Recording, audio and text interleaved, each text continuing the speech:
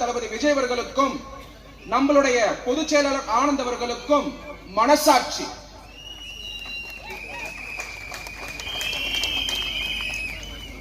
இப்பெல்லாம் தமிழ்நாட்டில் ட்ரெண்டே நம்மளுடைய வெற்றி தலைவர் தளபதி விஜய் அவர்களை காப்பி அடிக்கிறது தான்.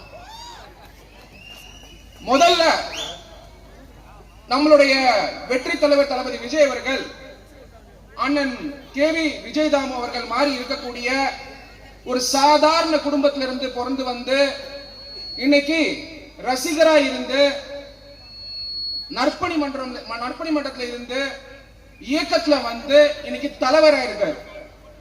ஆனால் தீய சக்தி திமுக தலைவர்களா வந்தவர்களை இன்னைக்கு ஜூனியர் ஸ்டாலின் ஜூனியர் ஸ்டாலினுக்கு ரசிகரா மாத்திக்கிட்டு இருக்காரு ஸ்டாலின் சார் அவர்கள். ஸ்டாலின் சார் அவர்கள் யாரோட ரசிகர்? ஸ்டாலின் சார் அவர்கள் யாரோட ரசிகர்? தைரியமா சொல்லுங்க, உணர்வோட சொல்லுங்க, உண்மையோட சொல்லுங்க. வெற்றி தலைவர் தளபதி விஜய் அவர்களோட ரசிகர். இது எப்படி கண்டுபிடிக்கிறது? நானு தாவேக்காவுடைய தொண்டர், தலைவர் மாதிரியே ஷர்ட் பேண்ட். லோயலாமணி அவர்கள் அதே மாதிரி அதே ஷர்ட் பேண்ட். அதே மாதிரி ராஜ்பவன் அவர்கள் பாத்தீங்கன்னா தலைவர் என்ன சொல்றாரோ நாங்க பின்பற்றுறோம். ஆனா சொல்லாம ஒரு தொண்டர் இருக்காருன்னா அது ஸ்டாலின் சார் தான். எப்படின்னா அதே பேண்ட் அதே ஷர்ட் அதே மாதிரி துண்டை வாங்குறாரு, தூங்க வந்துருச்சு, பூ வாங்குறாரு, போட்டுறாரு. சரியா ட்ரைனிங் இல்ல, காப்படிக்கிறது ட்ரைனிங் இல்ல. ஸ்கூல்ல எப்படிதான் பண்ணிருப்பார் போல. இது ஒரு பக்கம் இருக்க, அவர் நம்மளுடைய வெற்றி தலைவர் தளபதி விஜய் அவர்களுக்கு ரசிகர். அவர் முக்கியமா நம்மளுடைய தாவேகா கொள்கை சார்ந்த கட்சி. நம்மளுடைய வெற்றி தலைவர் தளபதி விஜய் அவர்களுடைய முகமே போதும் 234 தொகுதியில் ஜெயிக்கிறதுக்கு. ஆனால் வெற்றி தலைவர் தளபதி விஜய் அவர்கள் கொள்கை தலைவர்களை ஒருத்தரையும் சூஸ் பண்ணி தேர்ந்தெடுத்து அவங்களுடைய கொள்கைகள் நம்மளுக்கு வந்து சேரணும், உயர்ந்த சிந்தனைகள் சேரணும், அவருடைய ரசிகர்கள் தலைவர்கள் ஆகணும் அப்படிங்கிற உன்னத நோக்கத்தோட ஒரு கொள்கை தலைவருடைய கொள்கைகளை ஒன்று சேர்த்தார். அது மட்டும் இல்ல, தாவேகா தான் தமிழ்நாட்டில் கோட்பாடு, கொள்கை, குறிக்கோள் இருக்கக்கூடிய கட்சி. நம்மளுடைய கோட்பாடு பிறப்புக்கும் எல்லா உயிருக்கும். நம்மளுடைய கொள்கை மதசார்பற்ற சமூக நீதி கொள்கைகள். நம்மளுடைய குறிக்கோள் எல்லோருக்கும் எல்லாம். சரி, ஸ்டாலின் சார் தான் நம்மளுடைய வெற்றி தலைவருடைய Dress காப்பி அடிச்சாருன்னு பார்த்தா, ரீசெண்டா ஸ்டெல்லா மேரிஸ் வழியா நடந்து போயிட்டு இருக்கேன் கார்ல, திரும்பி பார்த்து பஸ் ஸ்டாண்ட்ல பார்த்தா உங்களுடன் ஸ்டாலின், நலம் காக்கும் ஸ்டாலின் அப்படின்னு சொல்லி ஸ்கீமை கொண்டு வந்துட்டு இப்ப அடுத்த காப்பி அடிச்சிருக்காரு. என்னடான்னு பார்த்தா நம்மளுடைய குறிக்கோள் எல்லோருக்கும் எல்லாம் அதை காப்பி அடிச்சு இப்ப பஸ் ஸ்டாண்ட்ல போட ஆரம்பிச்சிருக்காரு. இதுல இருந்து என்ன தெரியுதுன்னா, யார் நம்ம காப்பி அடிப்போம், யார் ஜெயிக்க போறாங்களோ அவங்கள பார்த்து தான் காப்பி அடிப்போம். நம்மளுடைய வெற்றி தலைவர் தளபதி விஜய் அவர்கள் தான் இந்த வரக்கூடிய தேர்தலில் சிஎம் ஆக போறது.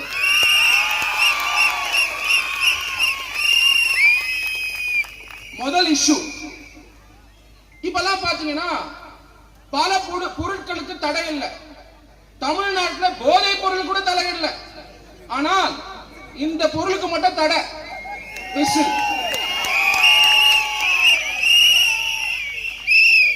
ஒரு ஸ்கூல் பையன் 10ஆம் கிளாஸ் படிக்கிறான், எங்க வீட்டு பக்கத்துல இருக்காரு. நான் வந்து டிவிக்கு இருக்கிறது அவருக்கு தெரியும். நான் லிப்ட்ல போயிட்டு இருந்தேன். அவரு நகைச்சுவையா ஒண்ணு கேட்டார். என்ன கேட்டாருன்னா, சார் நம்மளுடைய தளபதி அவர்களுடைய சிம்பல், அதாவது நம்மளுடைய சின்னம் விசில வந்து விட மாட்டேங்கிறாங்க, போலீஸ் ஸ்டேடியம்ல விடுறது இல்ல, தியேட்டருக்கு விடுறது இல்ல. ஒரு சமயம் பேண்ட் சிம்பிளா கொடுத்திருந்தா என்ன ஆயிருக்கும்? அவர் கேட்ட உடனே நான் ஒரு சிரிச்சேன். அவர் சொன்னாரு, அதை கூட விட்டுருக்க மாட்டாங்க போல இருக்கு. அந்த அளவுக்கு இன்னைக்கு பள்ளிக்கூட மாணவர்கள் கூட அரசியல் கவனிக்கிறாங்கன்னா அதுக்கு காரணம் நம்மளுடைய தளபதி அவர்கள். இரண்டாவது இம்பார்ட்டன்ட் இஷ்யூ வேங்கை வயல். இந்த விஷயம் பேசாம நான் எங்கேயுமே என்னோட ஸ்பீச்சை தொடங்குறது இல்லை. இது முக்கியமா எல்லாரும் கவனிக்கணும், எல்லாருக்கும் தெரியணும்.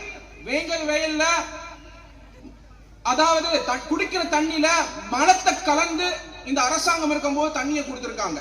மலத்தை கலந்து நல்லா ஞாபகம் வச்சுக்கோங்க. 32 குடும்பம் அந்த தண்ணியை குடிச்சு என்னுடைய SC/ST சகோதர சகோதரிகள் குடிச்சுட்டு ஹாஸ்பிட்டல்ல போய் அட்மிட் ஆனாங்க. ஒரு சமயம் நம்மளுடைய கொள்கை தலைவர் பாபா சாஹிப் டாக்டர் BR அம்பேத்கர் இருந்திருந்தா ஸ்டாலின் அவர்களை ஆட்சியிலிருந்து அகற்றிட்டு நம்மள மாதிரி நம்மளுடைய வெற்றி தலைவர் தளபதி விஜய் அவர்களை சிஎம் ஆக்கி இருப்பார். ஏன் இது சொல்றேன்னா, நம்மளுடைய பாபா சாஹிப் டாக்டர் BR அம்பேத்கர் அவர்கள் 29 மார்ச் 1927 மகர் சத்தியாகிரகம் தொடங்கினார்.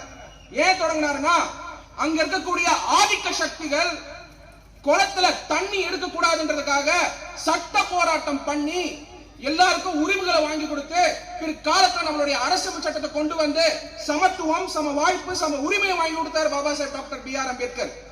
இன்னைக்கு நடக்குது. 75 வருஷம் ஆனதுக்கு அப்புறம் வேங்கை வயல்ல மலத்தை கலந்து தண்ணியை கொடுத்து குடிக்க வச்சு என்னுடைய SC/ST சகோதரிகளை ஹாஸ்பிட்டல் காமிச்சிருக்காங்க. இதுல இருந்து என்ன தெரியுதுன்னா, திமுக அதனாலதான் நம்மளுடைய தளபதி அவர்கள் சொன்னாரு தீய சக்தி. மூணாவது இஷ்யூ, இன்னைக்கு தமிழ்நாட்டுடைய கடன் 10 லட்சம் கோடி. 10 கோடி இல்லைங்க, 10 கோடி இல்லைங்க, 10 லட்சம் கோடி. அது பாருங்க, நம்பர் வந்து ஸ்டேஜ் அளவுக்கு போகும். அந்த கடனை வாங்கிட்டு நமக்கெல்லாம் கொடுத்திருந்தா நம்மளுடைய வாழ்வாதாரம் ஏறி இருக்கும். ஆனா அந்த கடனை வாங்கி நம்ம பேரை சொல்லி கடனை வாங்கி ஒரு ரேஷன் கார்டுக்கும் 2,50,000 வரைக்கும் கடன், ஒரு ரேஷன் கார்டுக்கும். அப்போ நம்ம தலையில கடனை வச்சுட்டு அந்த 10 லட்சம் கோடியில கிட்டத்தட்ட 3 லட்சம் கோடி ஊழல் பண்ணிருக்காங்க தீய சக்தி திமுக. இது நான் சொல்லல, மதுரையை சார்ந்து அவருடைய அமைச்சர் பழனிவேல் தியாகராஜன் அவருடைய ஆடியோ நீங்க எல்லாம் கேட்டிருப்பீங்க இணையதளத்துல.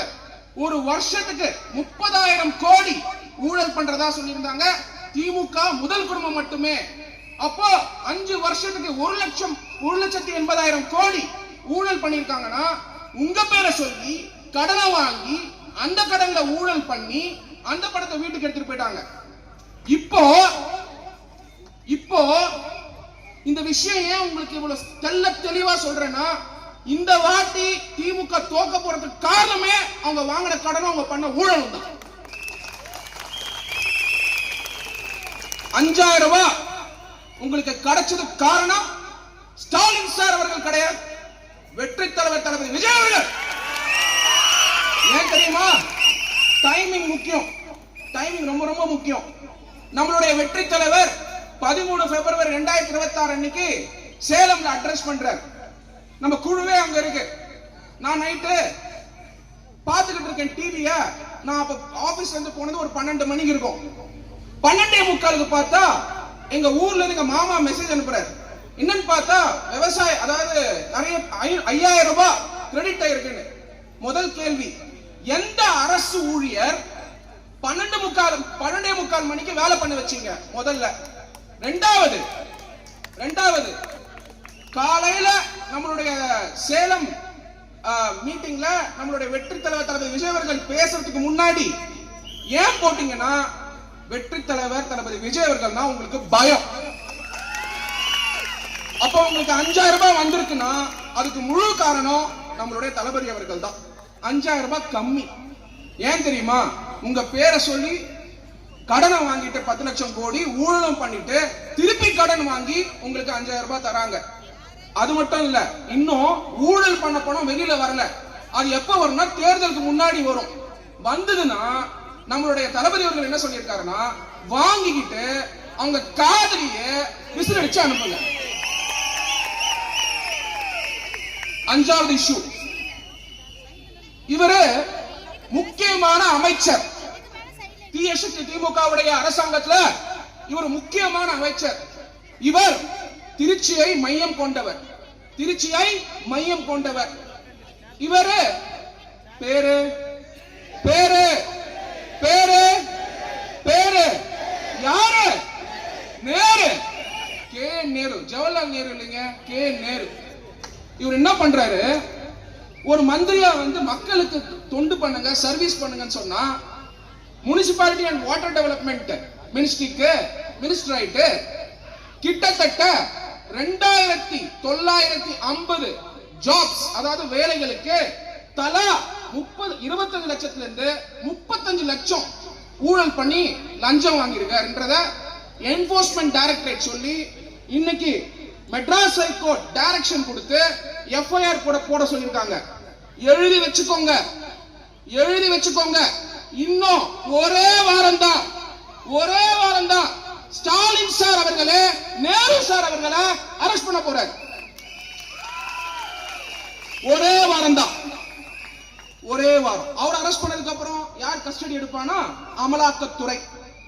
ஏன்னா அதுக்கான எவிடன்ஸ், ஜெனரலா கேஸ் போட்டு தான் எவிடன்ஸ் எடுப்பாங்க. இங்க ஆல்ரெடி எவிடன்ஸ் இருக்குது. அந்த எவிடன்ஸ் வச்சுக்கிட்டு எஃப்ஐஆர் போடுறதுக்கு 6 மாசம். இன்னைக்கு அண்ணன் தம்பி பிரச்சனைக்கு போலீஸ் ஸ்டேஷனுக்கு போனா உடனே எஃப்ஐஆர் போட்டு குடும்பத்தை பிரிக்க வேண்டியது. ஆனா இங்க ஒரு அமைச்சர் கோடிக்கணக்கில் ஊழல் பண்ணிருக்காரு. நம்ம காசு நம்ம வரி பணம், நீங்க கட்டக்கூடிய ப்ராப்பர்ட்டி டாக்ஸ், நீங்க தான் இஎம்ஐ கட்டுறீங்க. எப்படி தெரியுமா இஎம்ஐ கட்டுறீங்க?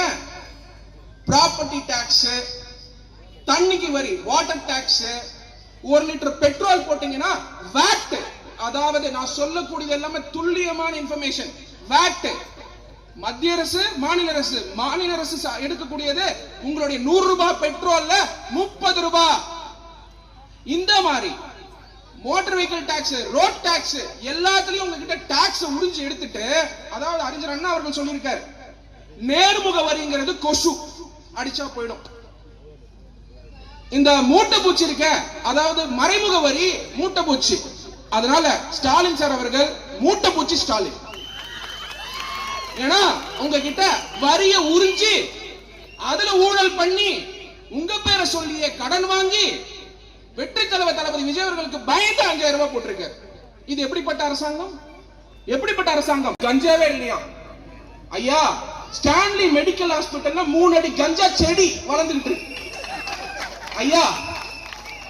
அடுத்தது இன்னைக்கு பாருங்க நியூஸ் 24, அது என்ன தெரியல, ஊடக நண்பர்களை வந்து கண்டிப்பா இந்த நேரத்தை சொல்லி ஆகணும்.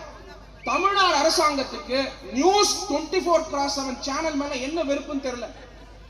அங்க போய் கரூர்ல போயிட்டு ஊடக நண்பர்கள், ஊடகம் 4வது தூண் அரசமைப்பு சட்டத்துல. ஏன்னா ஜனநாயகம் நல்லா இருக்குன்னா அதுக்கு காரணம் ஊடக நண்பர்கள். ஊடக நண்பர்கள்லாம் கேள்வி கேட்கதான் செய்வாங்க. முடிஞ்சா பதில் சொல்லுங்க, இல்ல தெரியலையா கேட்டு சொல்றேன்னு சொல்லுங்க, இல்ல தெரியாதுன்னு சொல்லுங்க. அவங்க கரூர்ல போயிட்டு ஒரு இல்லீகல் குவாரி நடக்குது. அங்க சகோதரர் கதிரவன் அவர்களும் செபாஸ்டியன் அவர்களும் போயிட்டு நியூஸ் 24/7 இருந்து வீடியோ எடுக்கிறாங்க, போட்டோ எடுக்கிறாங்க, அவங்க வேலையை செய்யறாங்க. அங்க எம்எல்ஏ பழனியாண்டி அவர்கள் வந்து ஊடக நம்பரை அடிச்சுட்டு இன்னும் எஃப்ஐஆர் போடல. இந்த தீய சக்தி திமுக இன்னும் எஃப்ஐஆர் போடல. இது ஒரு பக்கம் இருக்க, நம்ம ஊர்ல இருக்கக்கூடிய சேகர் பாபு அவரு பார்த்தா நம்மளுடைய தாவேகா சகோதர சகோதரிகள் செயல் வீரர்கள் போயிட்டு எலெக்ஷன் ஒர்க் பண்ணிட்டு இருக்காங்க. திமுக தொண்டர்களை ஏவி விட்டு அங்க 4 மாசம் இருக்கக்கூடிய, நான் பார்த்தேன் இன்னைக்கு ராஜ்மோகன் அவர்களும் லாயலாமணி அவர்களும் ஹாஸ்பிட்டல்ல போய் அவங்க சந்திக்கிற அந்த காட்சிகள் பார்க்கும் பொழுது என்னுடைய குடும்பத்துக்கிட்ட சொன்னேன். அதுக்கப்புறம் ஆபீஸ் சொன்னேன்.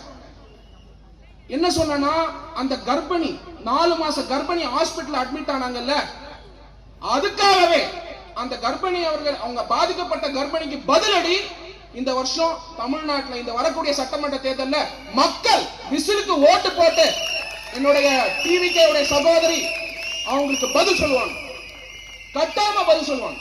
காரணம் தீய சக்தி திமுக.